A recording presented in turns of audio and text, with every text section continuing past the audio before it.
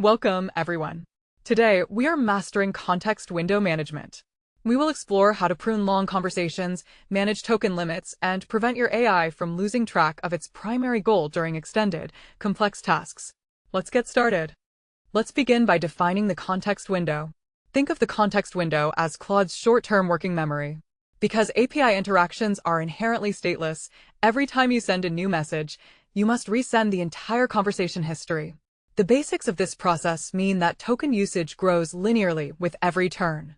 Why does this matter? Because eventually, you will hit the hard limit of the model's capacity.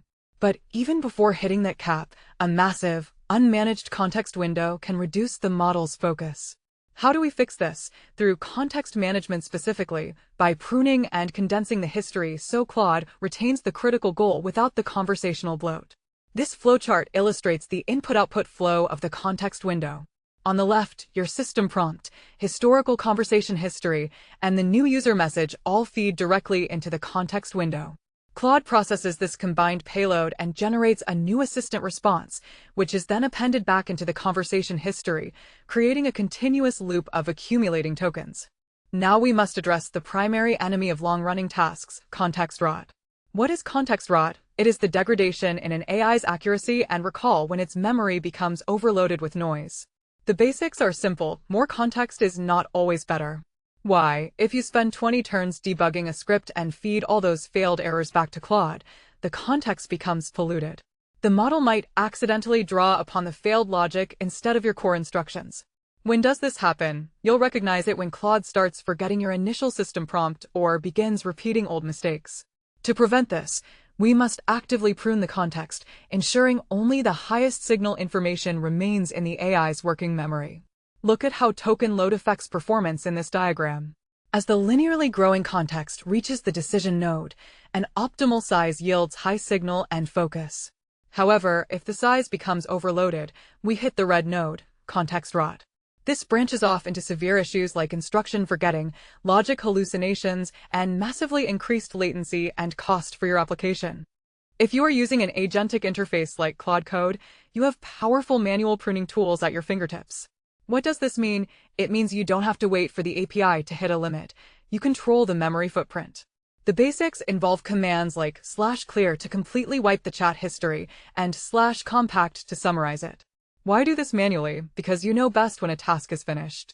When transitioning from database design to front-end styling, you can use /compact to summarize the database decisions, dropping the messy back-and-forth debugging from context. For a deep dive trick, if you just need a quick answer without adding to the history, use the /btw command. It accesses the current context to answer your side question, but instantly discards the response so it doesn't inflate your token count.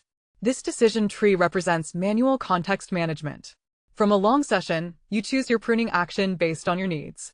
If the task is completely done, take the top path to /clear for a fresh window. If you are shifting project phases, take the middle path to /compact for a summarized history. If you just have a passing curiosity, use the bottom path for /btw, generating an ephemeral answer that keeps your main context perfectly clean. For developers building autonomous systems, manual pruning isn't enough. We need server-side compaction. What is this? It's an automated API feature that monitors your token usage. The basics involve setting a trigger threshold, say, 150,000 tokens. Why is this critical? Because unattended agents running complex loops will eventually crash if their context overflows. How do you implement it? You pass the compact strategy in your API request, as shown in the sample code. When Claude hits your defined token limit, it pauses, generates a highly structured summary of the conversation, and returns a compaction block. For our deep dive, the next time you ping the API, you include this compaction block. The server intelligently drops all the heavy, raw history prior to that block, continuing the agentic loop smoothly using only the lightweight summary. This sequence diagram maps the automated server-side compaction loop. The client sends a massive request exceeding the threshold.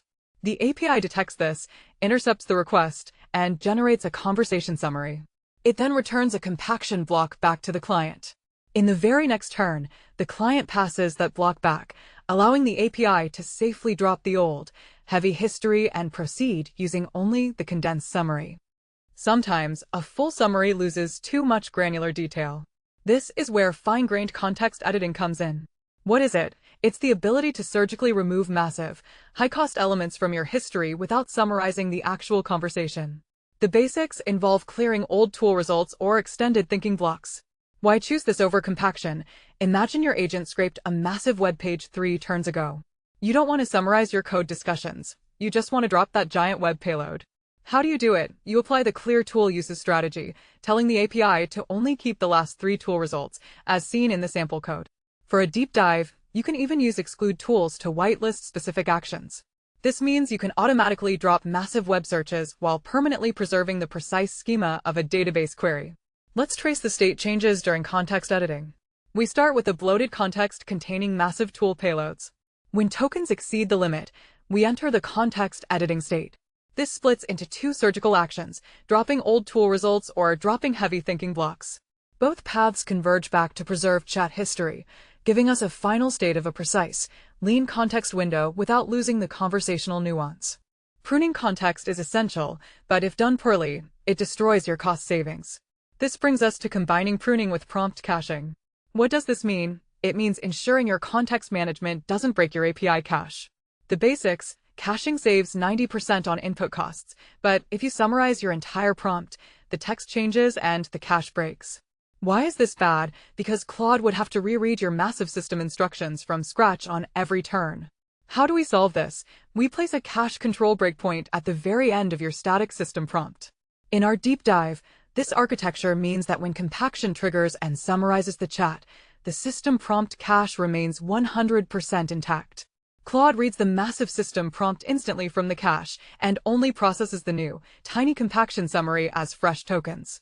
This architecture diagram is the holy grail of cost-effective agents. Look at the API request payload. The static system prompt flows into the green cached layer, locking in a 90% cost reduction. Below that, your compacted summary and new user turn flow into active processing.